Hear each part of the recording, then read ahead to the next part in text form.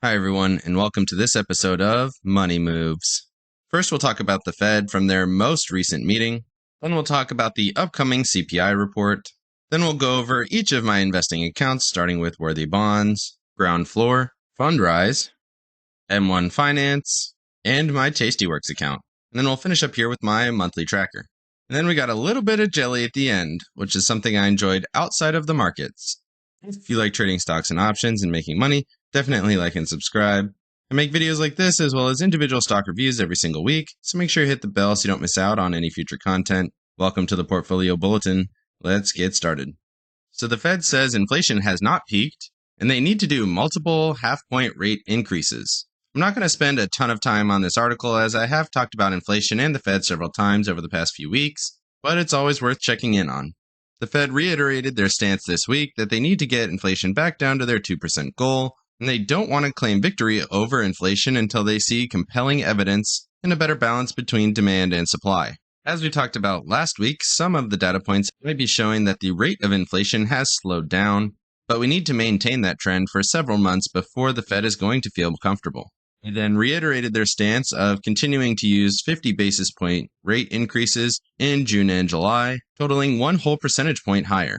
They also mentioned that a pause to the rate hikes is unlikely, but they could possibly slow down the rate that they are increased. Further reiterated that if all the way in September we don't see inflation continuing to cool, there could be another 50 basis point raise in that meeting.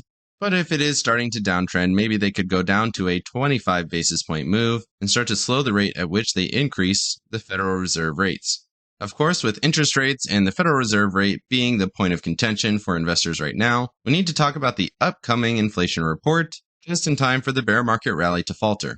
They say the stock market tried to regain its footing over the last couple weeks after a big rally of 6.5%, and then we had a pretty decent sell-off on Friday. Investors from Charles Schwab are saying that the late May surge may be setting up for more selling. They say the rally that they saw last week looks a little bit more typical of a bear market rally. They say, I still think we are more likely to get counter-trend pops in some more speculative areas of the market, but this is a very low-quality trade. Basically, overall, she is more bearish on the market and expects more downside. And then they talk to another investor who basically says they expect more sharp rallies, but in the overall downtrend, people are not quite bearish enough to see a full-on reversal. Moving on to the meat of the story here, we have CPI coming up on Friday, and it's expected to come in slightly lower than it was in April. The expectation is 8.2%, slightly lower than the 8.3% in April. And if CPI comes in at consensus, the expectation is that investors should feel a little bit more comfortable and that there's potential for the Fed to start slowing down their interest rates as we talked about at the end of the last article. They say the hope is that CPI will be half of the level that it is right now by year end, which could bring that cooling off that the Fed needs to see to start slowing down that rate increases and perhaps put a pause on by year end. Again, don't forget that we have the elections coming up in October, which tends to cause the Fed to take less aggressive actions in an attempt to reduce the effects on the election itself. They reference the article that I just talked about, where the Fed is still waiting to see enough evidence that inflation has peaked. They also mention here that there's nothing much for traders to latch onto until the CPI data, and that we should expect relatively sideways price action until we get that full-on report.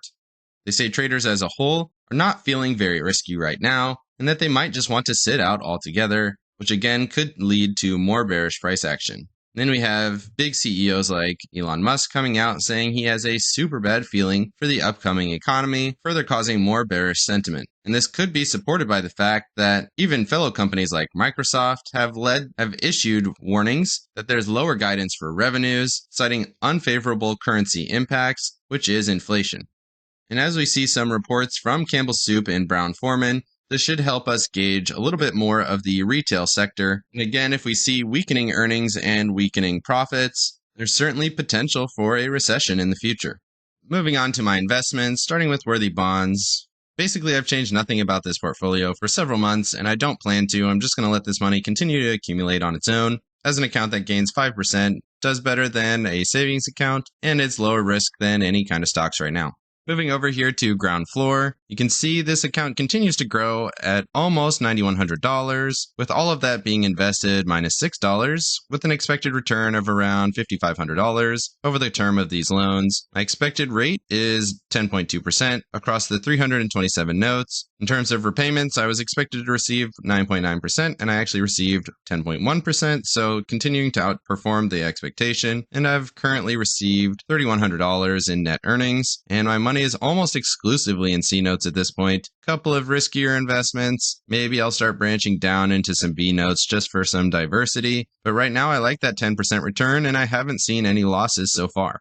Moving over here to Fundrise, this is one of my largest investments. Almost hit that $54,000 mark. Definitely will hit it once we get the returns for this quarter. We have not received Q2 appreciation reports yet. If you want to hear more information about Fundrise, definitely check out my last Fundrise video where we went over the mid-quarter update. Definitely some good information as well as the podcast Onward that they've released. Otherwise, continuing to see growth here, and I'm continuing to contribute really strongly to this portfolio as I want real estate to account for around 25 to 30% of my portfolio, and right now it's only at 20%.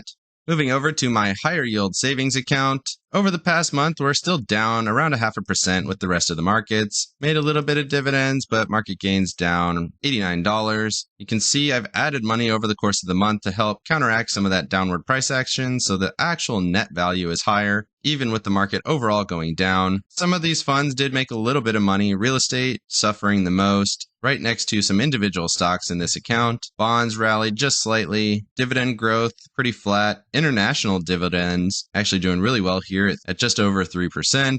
Vanguard growth down 2%. Dividend high yield almost 2% growth. True value up 1%, and then dividend appreciation down 0.5%. So not too bad compared to the rest of the market. Really seeing that lag here in real estate, which is kind of surprising. Usually when you see inflation, real estate assets tend to appreciate a little bit faster than everything else, but we'll see going forward.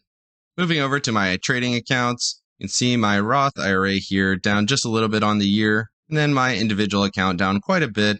But the value is quite a bit higher at the end of this week than it was last week, just because of some good trading, even in a little bit down market. You can see I've actually sold some calls here, and I expect a little bit more downward price action on Monday. But I still have a positive delta overall going into Monday, but just some bearish positions to help balance out some potential losses or downward price action on Monday.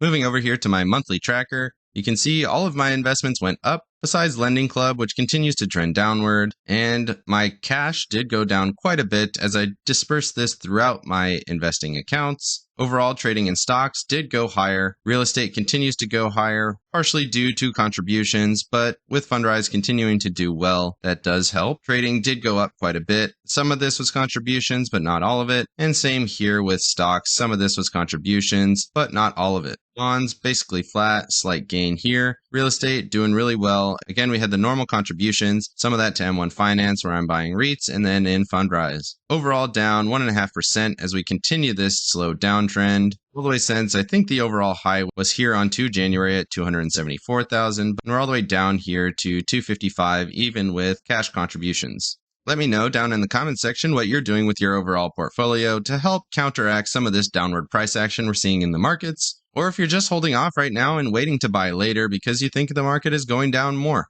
Definitely like and subscribe if you got any value out of this video. And of course, none of this is financial advice. This is all for entertainment purposes. And with that, let's get to today's jelly. Today's jelly is the Pentaveret. It is a Michael Myers series on Netflix, and it's pretty classic Michael Myers. If you like Austin Powers, you'll definitely think this is pretty funny, and so far I think it's been pretty funny. I honestly had some pretty low expectations, and it has exceeded those by quite a bit. In classic Michael Myers fashion, he plays about half of the characters, and basically everybody that matters in the show, with a couple of well-known comedy superstars in the show as well. So here's a little bit of that clip. Congratulations.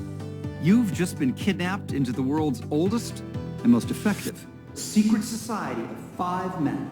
Lord Lordington, our highest-ranking member, former Australian media mogul Bruce Baldwin, ex-member of Putin's oligarchy, Mishu Ivanov, Alice Cooper's former manager, Shep Gordon, and you. I'm being sent to Dubrovnik. I repeat, sent to Dubrovnik. What's Dubrovnik? Is that a euphemism for being probed in your no-no hole?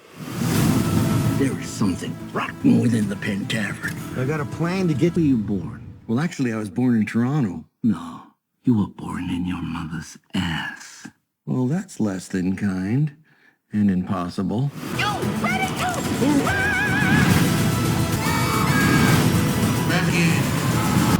Off the record, is the Illuminati real? Yes. Both Beyonce and Jay-Z are part of it, sadly. About? Yes. The Illuminati? No. We are the... The Pentavern, asshole. Yeah, he's a total schmuck. Depend on what the fuck? Obviously, this show is pretty ridiculous and, in my opinion, pretty funny. Definitely comment down below what you think of this show or any other shows that I should be watching on Netflix right now. Otherwise, good luck on your investing and have a great day.